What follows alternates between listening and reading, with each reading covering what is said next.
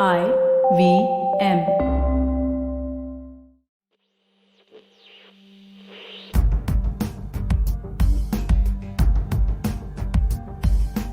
Privacy is a topic that never goes out of debates and discussions, and for all the right reasons too. Data privacy has become one of the biggest concerns of the modern day internet user. Given the kind of information that your browsing history can reveal about you, it's critical that one prepares themselves with as many privacy options as possible.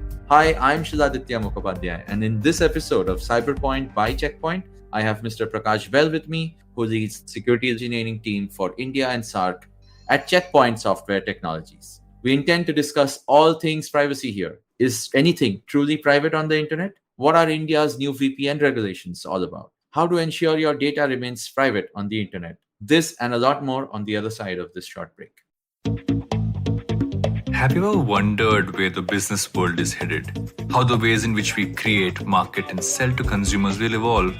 Or if we'll ever go back to wearing pants while working? For answers to all of this and more, tune into Advertising is Dead with me, Varun Dugirala. Every Tuesday, as I talk to entrepreneurs, leaders, and change makers from across business, media, marketing, and beyond. You can catch all episodes of Advertising is Dead on the IBM Podcast website, app, or wherever you get your podcast from. Hi Prakash, welcome back to yet another episode of Cyberpoint by Checkpoint. How are you doing? Doing great, Shiladitya. Trust the same with you. Great to be back again. Yes. Yeah, it is. In fact, we keep doing these episodes with more and more interesting topics. Of course, the last two we spoke about phishing and then ransomware. Both things people have heard about. People, and thanks to you, are obviously a lot more aware now about how real and how impactful these things can be in everyone's lives. Today we actually have a topic which is much more broader, I would say, but at the same time very, very relevant. And I think it's the favorite topic which most people, definitely our listeners, love to talk about because the topic is privacy. And it's probably the most spoken about thing on the internet for many years now. But with every passing day, it becomes a lot more important. And I think what I hope to do in our chat today is, break it down a little as to what it really means, what privacy really means for us in our digital lives. And of course, the various steps we can take to ensure that, we are actually protected and our privacy is actually protected. So to begin with, right, when we call this a threat, that our privacy is threatened, what does that exactly mean in your word? As you said, it's a very interesting topic and also possibly a controversial one. And at the same time, a very, very broad topic, right? Privacy can mean multiple things to multiple people, but I'll touch upon two areas which are of relevance when especially we are using a public service like an internet, accessing information, sharing and exchanging information and so on. Two biggest areas of concern. One is like the data privacy, be it their personal data or the data that is being exchanged. How do you protect it? How do you keep it secure? And so on and so forth. The second piece is in terms of the activity privacy. How do I make sure that whatever activity I'm doing is not being eavesdropped by some other bad actor, right? And of course, in some cases, extreme cases, as I said, this could be slightly political. There are even governments which probably would want to have such access into people, right? So it's a very broad topic, but at the same time, a very pertinent one, because this requires a lot of awareness from people. And people need to understand their personal data today is very, very important, and it is something they must protect. If not, I'll tell you the problems that could arise. The first and foremost is about identity theft. Yeah. If data is exchanged and it's not secure and it's not maintained securely also, it can lead to a lot of potential harm. And people having their bank accounts compromised through somebody else, or someone taking a loan on their behalf and not paying up for it. We have seen all of these things happen in real life as well. Correct. So it is an area which is of concern, and I think people should be concerned about it in all aspects. Yeah, I think, the more we use the internet, the fact that you mentioned identity, you mentioned privacy of one's own identity, right? The more we use the internet, we seem to be leaving these footprints everywhere. We seem to be leaving parts of our identity, parts of, let's say, whether it's logins we use, whether it's, a form we fill up. And this is just the voluntary ones. There are involuntary, footprints that we leave everywhere as well. So Correct. I think the web has become less private over the years because there's almost no way in which you can not leave a footprint. anymore. So how does one start to, let's say, begin to protect their privacy? Like, what are the first few steps? That's a very good question. As you rightly said, in today's world, it is impossible to avoid leaving those digital crumbs when you are doing any activity online, because right from the browser that you use, the sites you visit, they all track you. And for those who have not spotted this, I'm sure this is a very commonplace thing, and many of us would have seen this before. You would probably have visited an airline website looking for a flight fare to, let's say, doing a holiday. And after a few minutes, once you complete the search in the search engine, you're shown a page where you search for flight plans and stuff like that. And then you probably say, I'll come back to this and I'll defer it later and move on, right? And within a matter of minutes, when you're visiting some other page, you would suddenly find a offer for a hotel at the destination you just did a search on. Yeah. And not just that, an alternate airline will probably offer you a slightly better fare than what you probably just got to see a few minutes ago, right? Now, how does this all happen? It is because user activity is being tracked for commercial purposes predominantly, right from folks who have that as a business model. And right from your browser, your search engine, they're all built around it, and it is intended to work that way. So there are some users who are probably savvy about it, and they kind of want to keep their digital traces or footprints invisible as possible. It is not entirely possible to keep it invisible, but by and large, you can do that at a simple level. Mm-hmm. So users need to kind of develop an awareness to it and then figure out, how do I do that? So there are a whole lot of mechanisms that one can take and do. Like using the right kind of browser, using some plugins in the browser, which will make their browsing and other activities more secure, and so on and so forth. Happy to go through that in detail a little bit more. And there are some, I think, talk of the day, or at least in the last year and a half, in India in particular, I see a lot of people talking about VPNs. Correct. Many of them think it's like a holy grail. Oh, if I use a VPN, I'm completely undetected, right? So a lot of people start installing VPNs and start looking at it as a possible solution. So these are some of the things that are happening from what I could see.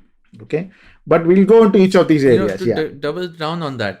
For VPN, the VPN point that you just mentioned, right? It is actually something which has suddenly become a buzzword, right? So what's the reality? How secure are they? And also the other aspect of it, like, why did VPN suddenly become so big in India particularly? Because I know there's a regulatory aspect to using VPNs or the lack thereof. So can you help us understand that? Sure. So VPN as a technology has been around for several decades now. Okay. And it has been a mechanism whereby large companies have enabled their employees to work by connecting into their corporate infrastructure in a very safe and secure manner. So what VPN is essentially, it's a virtual private network. In essence, one can visualize it as like kind of a pipe or a tunnel through which an encrypted traffic passes from the source to destination and vice versa, right? So as you know, an internet is nothing but a web of a lot of computers, servers, network gateways, switches, everything, which is passing your traffic all along. So at every one of these points, there is a possibility for someone to eavesdrop into the conversation that a user is having with the end party. Okay. A VPN prevents this by encrypting the traffic completely through, and done right and done well with the right kind of encryption and the complexity of encryption, you can say technically my conversation is secure between these two endpoints. Okay. But having said that, not all VPNs are necessarily secure. There are some technical requirements which need to be met to inherently keep them secure. Now, because somebody subscribes to a VPN service from a third party does not necessarily mean that their VPN is completely secure for various reasons. Because the VPN service provider himself could be using your information, your browsing pattern and everything, and could be having a business based on that, where he's selling that information to an advertiser. Wow. Right? And your browsing data and all that is maintained somewhere else. Except that you need to understand what is the policy of your VPN service provider, how secure are they, and are they complying completely to the end objective of VPN. Now, the exception to this are corporate VPNs. Corporate VPNs are intended with the sole purpose of you connecting into a corporate network to keep you and your devices secure while you're using the corporate resources. And that, of course, has no any business mind behind it in terms of trying to use your tracking. Besides for regular audit tracking purposes, they do not have any other reason to mine your data outside, right? So VPN as a technology is secure, but one should not immediately assume because you got a VPN, every VPN is secure. So that is something users need to remember. Yeah. And specifically with India, I think when, the VPN craze, so to speak, also happened because I think a VPN, or at least these commercially available ones, allow you to sort of spoof your location or access sites and which were otherwise not allowed to be accessed in from your local region. And that's exactly the kind of regulation which I guess the government has also sort of put in. Like, they want to prevent access to some parts of the internet or some malicious sites and so on and so forth. So could you talk us through about why that's important also and relevant? I mean, while people try to circumvent it, Sure. what does the regulation aim to Sure. do? For example, some of the lightweight uses of VPN is there are certain websites, like for example, a streaming website. Till Netflix set up shop in Right. India, for example, you could not access Netflix. And there are serious movie lovers Correct. who would want to use Netflix, right? They have the money and the wherewithal to possibly subscribe to a Netflix in the US. And they can kind of set up a VPN which will spoof their IP address to be looking as if it's being originated from US. This is a legitimate service that they're using, right? But they're using it for their own personal entertainment and accessing data. Now, technology, as we all know, is a two-edged sword, right? A double-edged sword in other ways, right? Now, you can use it for the good, and there are also bad actors who can use it for malicious and nefarious purposes. Now, that is exactly what the government is going after, if you look at it. And this is a concern not just for the Indian government, I think for governments across the world. Now, today, if you look at cybercrime is on the rise. And one of the ways of being able to pinpoint where the crime originated, who's the criminal, and so on, to track it down, you need to have a complete view in terms of forensics, in terms of who originated the correction, what were they accessing, and what data were they using, and so on and so forth. And to enable that is where there are restrictions which have been put on VPN in India. To clarify, this is not a ban on VPN. All it does is it's another layer of conformance and policing by the VPN service provider, which the government has mandated. So essentially, they've asked all the VPN service providers to keep record of the end customer who signed up for your service, what IP addresses are they using, and so on and so forth. A certain amount of metadata which is required should the government want to look at these kind of activities as part of their investigation purpose. That is exactly what they're doing. So it is not a ban on VPN. It just puts an extra layer of conformance from a service provider who is offering VPN as a service in the country. There are some countries which completely ban VPN, where you're not even allowed to have a VPN client installed on your machine because it's not legal. India is not doing that. We are only wanting to make sure that the law enforcement department has capability to trace these kind of connections should they begin investigating some nefarious activities, because these could be used for bad purposes by terrorists and other bad actors. Correct. Before we move ahead, you also mentioned one more thing around encryption, right? I mean, a VPN overall is an encrypted pipeline. That we see this sort of encryption in a lot of places, even without a VPN. I think it's become something which people expect, that my communication should be encrypted, or my my browsing should be encrypted. We see those locked icons on the browser. We see whether it's a WhatsApp saying that your messages are end-to-end encrypted and so on. What's the reality of this? Is it truly safe? Does it help you? Do all of these sort of websites which encrypt your data or your experience actually make a difference, especially when it comes to let's say the example you mentioned, the advertising tracking sort of example? So how secure are these? Again, encrypted encryption as a technology is fairly secure. And while there have been some kind of breaks in encryption codes, those are very, very far and few. So one is, if I were to look at a simple layman doing a transaction on the internet through a bank or so on, the majority of the encryption techniques used are somewhat adequate, I will say. One doesn't need to be overtly worried about it. By and large, it's safe, as long as you're doing it from a very safe machine, which is not infected or infiltrated with some other malware, right?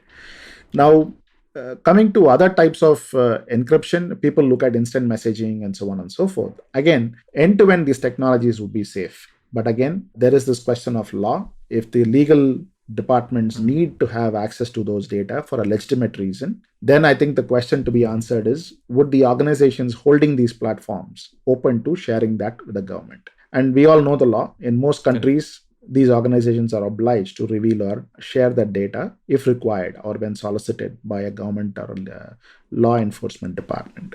So till that point, I think we have to say that yes, from a technology perspective, it is secure, but there are other layers on top of it which could probably come into play at the appropriate time. So as long as we are using it for the right purposes, I think we don't need to worry about anything.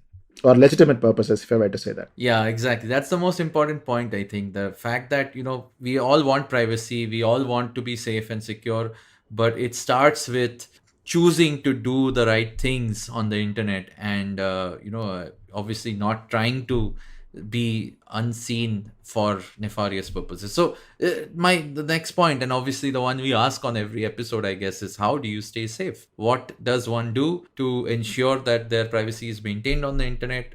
No one can take advantage of inadvertently, let's say, leaking my identity or anything else that I do on the internet, and then harm me with that information. So what are your recommendations? Sure. So if you look at technology today itself, there is a good level of security which has been built in. Unlike the browsers of yesteryear, today's browsers, most of them come in with a good level of security controls built into them.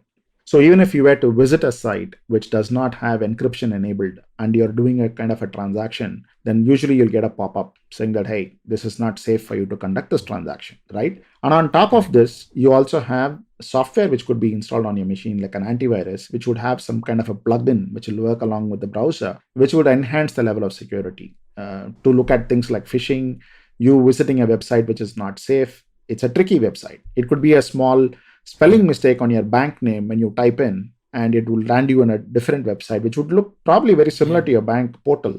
And you, in a hurry, would probably put in your name and password, and then that's already damage done, right?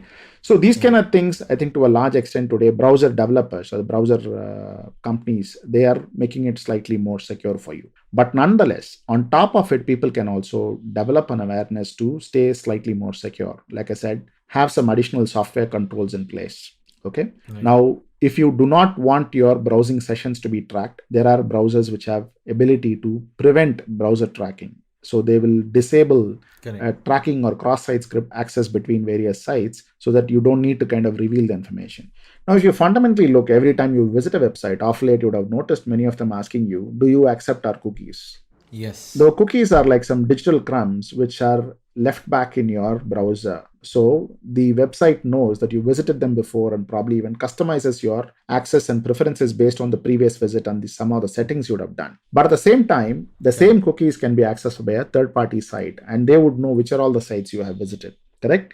So many people would desire not to leave these cookies lying in their system, and they may use third-party tools to clean up everything in terms of their history, their preferences, everything. It's like completely doing like one cleanup of the laptop through a special tool which will do this for you. Yeah. Now, if you want to get this done automatically to some level, many of the browsers offer you what is called as a private mode or an incognito mode, as some of the browsers would call it, which will probably open up some kind of a sandbox environment for you to do your browsing. Mm-hmm. And once you finish, it kind of is like an amnesiac box. It forgets everything that was done and it closes, right?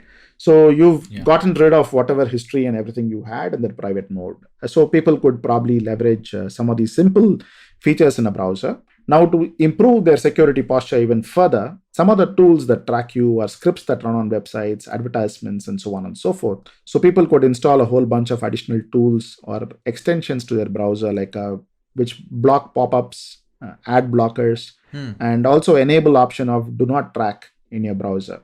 So there are some browsers which are good citizens, which don't let others misuse your data. And if somebody is even more concerned, there are a few browser choices available in the market. I do not want to name anything in particular. There are quite a few available, which are focused only with end user security and privacy. They could choose one of those browsers and probably use that. Correct. The fundamental point is that do not pick products or services from a company whose main job is selling your data and advertising around you. That's a fundamental thing. So if you start from there, I think you can gravitate. It's harder than it sounds to do that. It is, maybe it sounds harder, but once you try it, I think it is doable.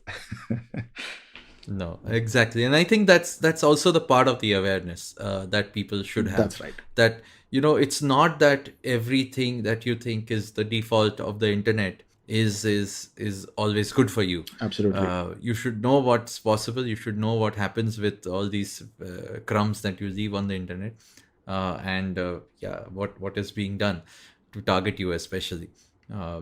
fine line between harmless targeting to someone using it for something worse. So, you are obviously you're at Checkpoint, you deal with so much around this privacy, security, everything. What are few of the things which you've seen or Checkpoint has done to further help, let's say, your privacy of individuals or even organizations for that matter?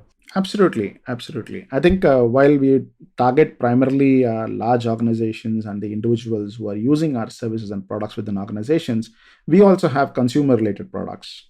For example, we have a firewall which is called a Zone Alarm, and it is one of the oldest and the most popular firewalls in the market. Yeah.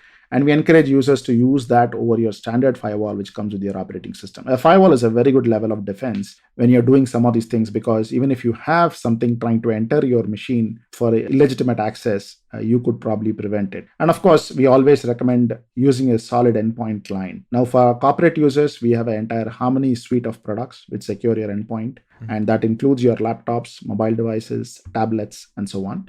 It is not only securing your devices and giving you complete safe device, but also making sure that you will stay protected while you conduct your business activity, be it on the internet or within your corporate network or accessing other resources which could be provided by your corporate, like a SaaS application and so on and so forth. Now, as I said, some of the areas I just want to highlight, 2 or 3 areas which are very, very key. These products, endpoint products, provide you very secure access using VPN technology and giving you secure access into both your organization as well as to other destinations that where you need to connect securely.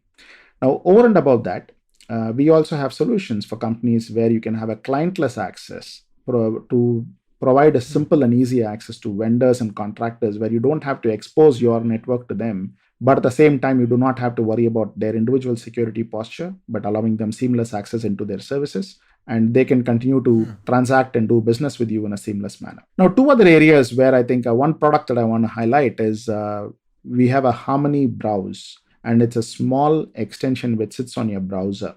It's a very lightweight agent which runs on your browser. And it probably acts like a safeguard for users when they are browsing and doing and carrying out their normal activity. This is an extra layer of security for end users. Correct. Simple things. You visit a phishing site, it will automatically detect. We have a very secure as well as sophisticated algorithm to detect lookalike sites and bad links, and we can prompt it immediately and block the user from doing something. See, many a times we inadvertently could be downloading a file without realizing that it contains malware, right? And this agent would also ensure that every download you make is clean and sterile when it lands on your device. So that is another layer of protection. Another big problem for corporates is that I think we also see this in our personal lives. Most people tend to reuse their passwords. Yes. And in our last episode, when you spoke about ransomware, some of the breaches have happened because there was a reuse of password and one of the internal user ID and password was breached. And that is how they got into the organization itself. So in other words, to highlight the nature of the problem, you do not have to hack a large organization which has got a humongous amount of security products installed. You just need to identify one weak individual in the organization who's reused that password probably for ordering a shoe or a pizza online, and you have the same password to access his corporate network. Doesn't it sound scary? Yeah. Oh man. And it probably very real also. I can imagine this is more common than we might imagine. It is. People do, because you can't remember all these passwords. Absolutely. You tend to reuse them. So which is why we recommend that people use strong, complex passwords. And that is where a password manager comes in. And you can probably have all this stored in a very secure location like a vault. And it also can enforce you to change your passwords frequently. Right? Correct. And some of these password managers are sophisticated that if there is a breach on one particular portal across the world, somewhere it's been breached, and if you have an access to that social media site, for example, it will automatically alert you to go change your password. So these are some of the things you can do proactively. Now, coming back to Harmony Browse, one other thing it protects corporates is from preventing corporate password reuse. So if someone is lazy enough to use a corporate password for, let's say, their banking login, this would block it immediately and not allow reuse on external websites. And not only that, corporates can set policies in terms of what files they can upload, download, all that stuff. There are about 4 or 5 things which probably people need to have in terms of securing their infrastructure from an end user when they are browsing and using the internet as well as the corporate services. They need to have malware prevention. That's very, very important. Second is phishing protection. That is very vital as well for the reasons we've discussed about both in this episode as in the prior episodes. Third is data leakage protection. You do not want sensitive information being inadvertently leaked out. It could be simple as a credit card information or a sensitive PII from a corporate organization, which could be going out into the public. And the fourth is in terms of credential theft prevention. And last is in terms of providing very secure access control. So these are many of the areas where we provide solutions. And the Harmony suite of products provides you multiple layers of security while simplifying and making it seamless for users to continue to do their work, but at the same time working in the background to provide the best security possible. No, very true. And that's exactly the kind of protection we probably need. The more we become, let's say, the more footprints we leave on the internet, our privacy goes for a toss. So the better tools we have, obviously, is all the help we can get. And as an individual, for sure, and definitely when you're part of an organization, very important to consider privacy as one of those things which can be breached while you work on the internet. So Prakash, in conclusion, I think we've covered so many things around privacy overall, privacy, identity protection, your closing thoughts on, how people can be better actors themselves, choose to be private, yet be, go about their lives, enjoy or, use the services of the internet. You mentioned a bunch of points. I think all of them were super relevant, but your closing thoughts on recommendations for Sure. One is I'll start at an individual level. I think I would encourage every one of our listeners to start developing more self-awareness in terms of what they are sharing, whom they are sharing it with, and how they are sharing, right? This could start with simple stuff in terms of putting out information on social media, sharing date of births, Aadhaar card numbers, and things like that. I think they should start getting more cognizant about it as to who they are giving and how they are giving it. And there are many layers of protection here where government itself has instructed what you need to share at a bare minimum. So one needs to be very, very wary about it because these can fall in the wrong hands, especially if it's a paper trail, and you do not want a future ramification because of that. Right? So one is develop self-awareness towards this. And as you do this, I think you would also start to get more knowledgeable about same thing with your corporate data as well. It all starts with the individual, right? And again, using the latest software and patches and updates so that you stay secure with the right kind of protection and tools. And last but not least, nothing beats vigilance from every individual. You need to be alert at all times. We can't let the guard down. Technology can only protect you so much. And I love giving these car analogies, is that you can design the most safest car on the planet, but if the driver is really dumb, he can still have an accident and hurt himself, right? Similarly, technology is there to safeguard and protect you, but at the same time, nothing beats vigilance from each and every individual, handling of data carefully. And again, there are a lot of regulations also coming into play. We've heard about GDPR. Indian government is enforcing a lot of data acts where people who are collecting data from us for banking or insurance or any of the public utility processing, they all need to be kept secure. And there is an onus on them to hold it securely. So there is increased drive against all this. So people need to kind of get into that and learn more about it. And that is where it starts. It starts at every single individual. No, absolutely. And thanks to, this conversation, I'm hoping that everyone else is definitely a lot more aware, a lot more vigilant, a lot more responsible in the way they behave on the internet, the way they leave their footprint of everything that they're doing, and keep themselves secure. So thank you, Prakash, as always, for yet another amazing conversation. Thank you, Shiladitya. This was really enlightening, and while we thought it will be controversial, I think everything that we spoke about was very, very relevant. So thank you so much, and look forward to catching up again. Sure, look forward to. Have a good day. Bye-bye. So thank you for tuning in to this episode of Cyberpoint by Checkpoint. Make sure to check out the show notes for more details on everything we talked about today, and also check out Checkpoint's website at www.checkpoint.com and follow them on social media.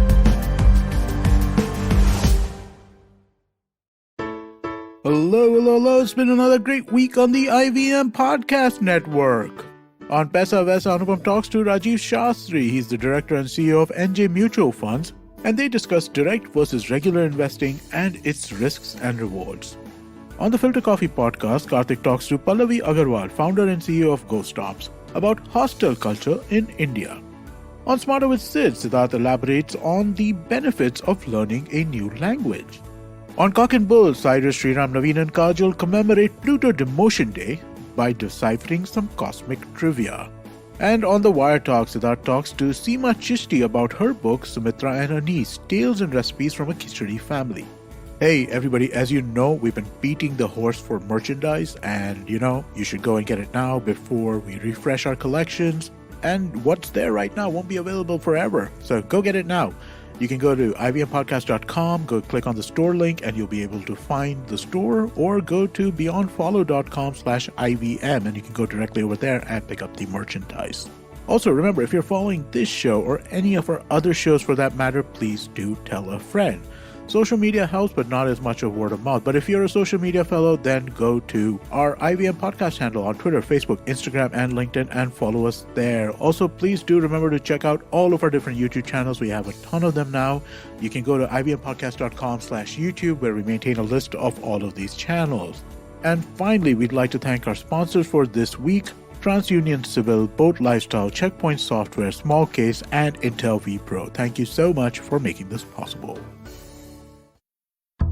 Ladies, I'm sure you will relate to it if I say that we are constantly busy with work, studies, cooking, and what not. And amidst all of this, we often forget an important element that needs our desperate attention: finance. So here we are, bringing to you SBI Life presents A Sip of Finance, a women-exclusive podcast where we will teach you how to manage personal finances in a simple and straightforward way with your host, Priyanka Acharya, a finance expert who's been in the industry for 14 plus years. And not just in English, but in 7 more languages. So tune in every Tuesday for fresh episodes on the IVM Podcast Network and all major podcast streaming platforms.